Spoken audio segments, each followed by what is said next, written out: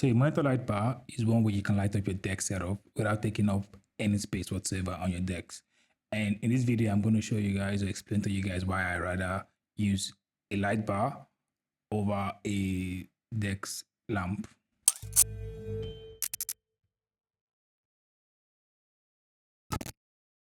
Desk lamp are pretty much very thin. They are this light bar.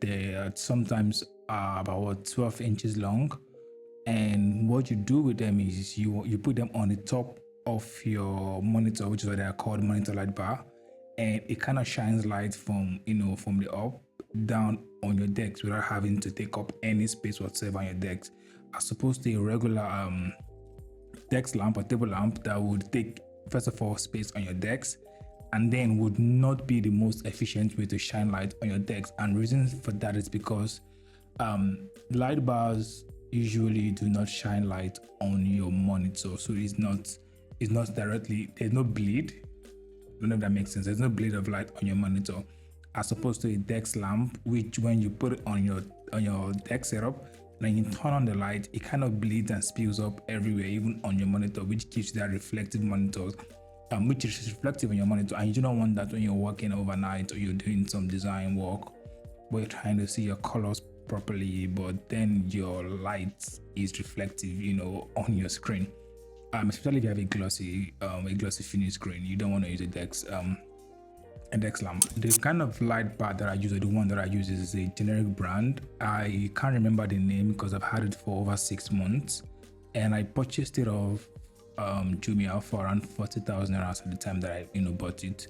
But you can find other brands like the Besus, which is a bit affordable, and there are other brands like the BenQ, which is like the higher range, and then there's Xiaomi as well, but whatever the case or whatever the light bar is, they are similar. They do the same thing. Their work is just to make sure there's light on your decks. Now, some of this light bar comes with a bias lights, just like mine. And what bias light is a light that reflects or that shines behind the light bar or your monitor light bar, or the light that is behind your deck setup, especially behind your monitor.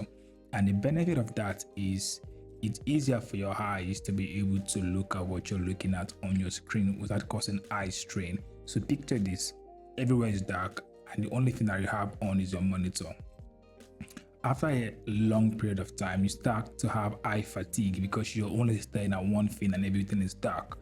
On the other hand, if you have a light that is shining from behind your monitor, it helps regulate how your eyes see things, and you can work for an extensive period of time without having to get any eye strain because of that extra light that is behind your monitor. So that is what bias lighting is. Now, a lot of this light comes with bias lighting.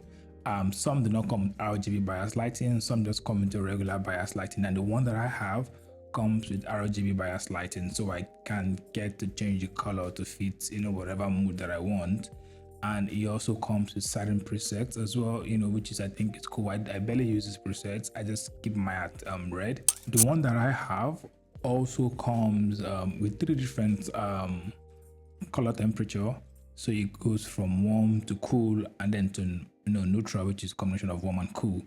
And it operates with a touch button. So if you tap at the right side, you're able to change the color variation from warm to cool.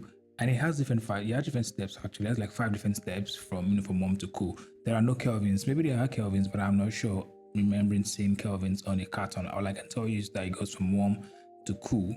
That's by tapping the button on your right side. It's not even a button, it's a touch sensor, so to speak. You just tap on that side and the light reduces. Now, another thing is, if you now want to reduce, the light changes, not reduce. But if you want to reduce the light, you just need to hold, and then the light to reduce. It has a stepless dim, which I find very interesting. It has a stepless dim. Just need to hold the light, and once it gets to a particular point that you're comfortable with, you just take your hand off, and then the light stops, reducing. Now, the same thing applies to the bias lighting that this monitor light bar comes with.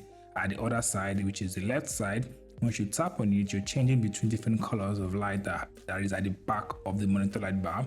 And once you hold on to it as well, you're also reducing the intensity of this color of the light bar. which again is a cool feature to have. I know some light bar do not have this. They just have some light bar have a touch control at the top to reduce and increase light. Some come with a knob, which is the most expensive, like the higher end one, like the BenQ Halo. They come with a knob, which still takes deck space. So I don't see the need for that. The idea is to take off stuff from your deck space. So why buy a light that still gives you a knob, and stuff like that. One thing though that I wish that my light bar comes with was a detachable cable. Now the way my light bar is designed, the cable is attached to the light bar. So if the cable goes bad, that might be the end for it. I wish it came with a detachable cable that you can use. You can detach whenever you don't want to use it. In case the cable goes bad, it means that you just have to get another cable instead of buying a complete different bar. I wish mine came with that. I also wish that there were proper instruction as to how to use the light bar. I had plugged it directly to a strong power source, and that had affected the light bar in certain way, whereby some part of the light got burnt because I didn't use a 5 watt. So originally they would come with a USB type A, and the advice is not to plug them directly to the wall socket. The advice is to plug them to your monitor if your monitor has a USB type A. If it doesn't have a USB type A, you want to look for an extension or a charging brick that is 5 watts or 10 watts, and then use that instead of using the 45 watts or a 65 watts. You might end up blowing some of the LEDs that is in the light bar. Other light bars that I've seen out there come with this kind of clipping mechanism that it just stretches and you just put it on your monitor, and the counterweight kind of balances it off on your monitor. Mine, on the other hand, didn't come with that because I think it's a budget friendly one, the cheap one. It comes with this system where you kind of have to put the light bar on your monitor and then you kind of screw it into place. And the problem with that is, because my monitor is not like the Apple Pro Studio, it's not like a boxy kind of monitor. It's flat on this side, but it has a curve on the end side. So the mechanism where you have to screw that thingy is not really effective. So I find that sometimes the light bar can just strip and fall because it's not properly balanced, and that is because I don't think there was so much thought that went into the mounting of this light bar. But again, it's a budget friendly one. It's just 40 grand, so I think that is why it is the way it is. So let's talk about the benefit of having a light bar. I think I said it before. One of the benefits is not so much. One of the benefit is or the major benefit is the fact that it's not on your decks. So you have a lot of deck real estate to work with, especially if you have a small decks but you want a light on your deck that you can use to study, you can use to write, you can use to do reviews, or you can use to see your keyboard. For some keyboard that does not have backlight, you can use this to assist you to see what you're typing at night. So yeah, the basic reason or the basic benefits is the fact that it clears up space on your deck, so you're not taking any deck space.